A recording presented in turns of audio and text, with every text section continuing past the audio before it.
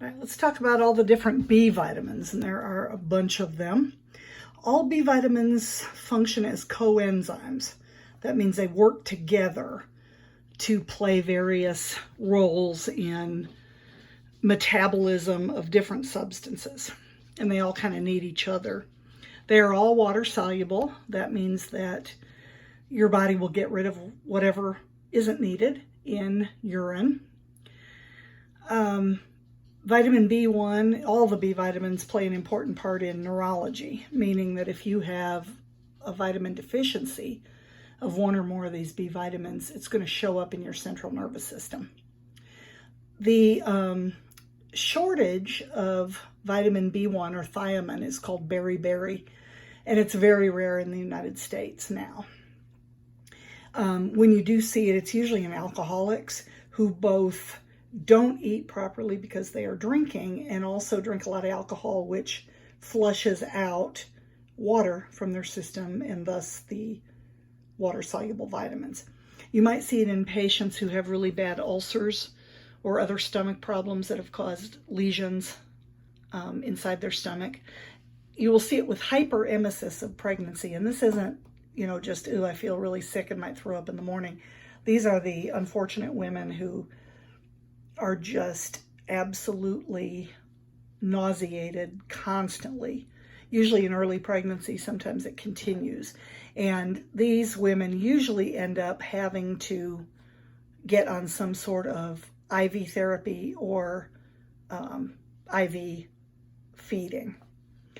Signs and symptoms of beriberi: lack of appetite, nausea and vomiting. They'll be very tired. Their muscles will ache. Eventually, they'll have poor coordination, which is called ataxia, and it will cause emotional disturbances because of the effect on the central nervous system.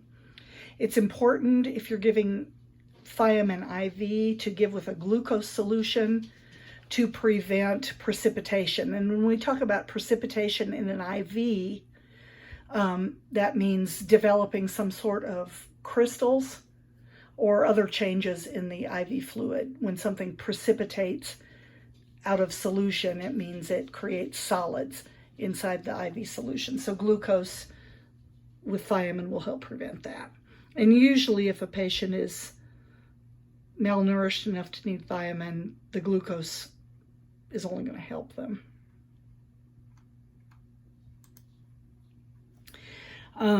When we prepare our foods, vitamin B1 is pretty delicate. It gets cooked out of foods at temps under 100 Celsius. So that would be 212 Fahrenheit.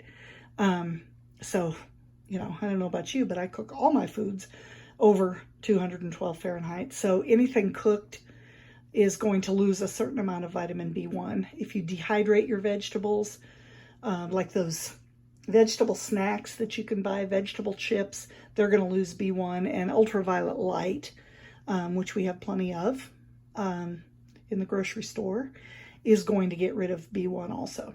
Sources of B1, pork, your whole grains, and usually when grains are produced and made into breads and cereals and pastas and things like that, they are processed, so they lose a lot of their whole grain benefits. So they add it back into enriched bread. Cereals, legumes, so your beans and peanuts will contain B vitamins.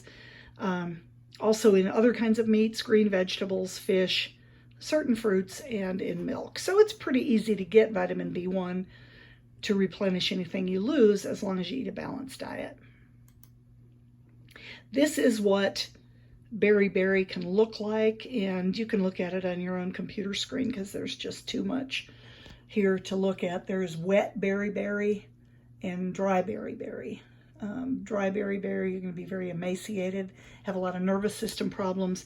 Wet beriberi can lead to heart failure.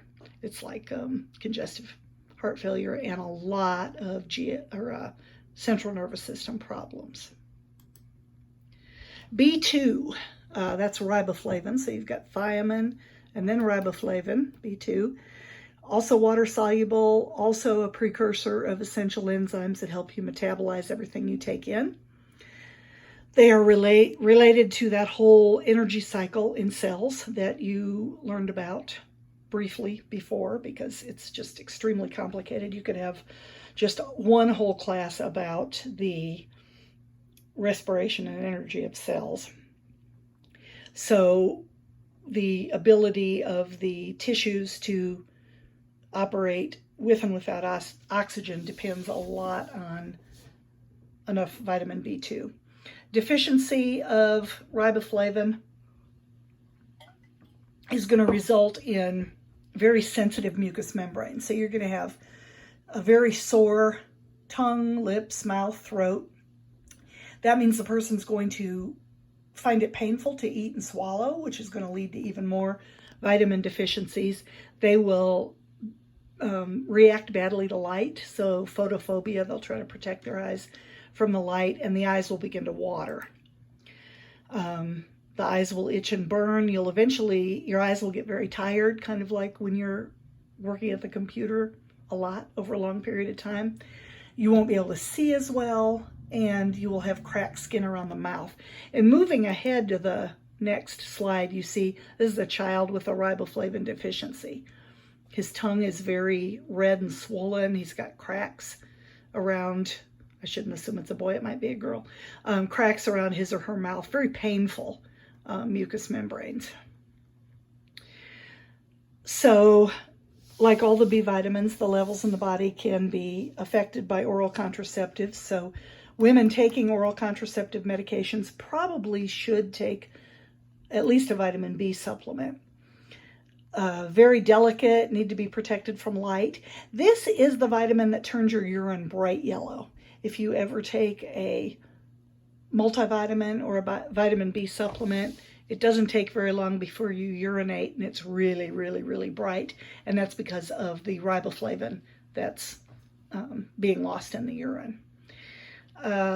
You can get it from milk, eggs. There's your organ meats again. If you like them, awesome.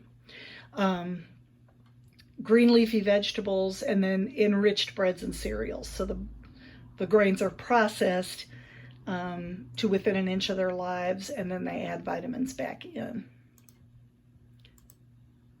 Niacin is vitamin B3, and I'm going to stop right here so my slide, so this part of the lecture isn't too long, but we'll talk about it as soon as I come back.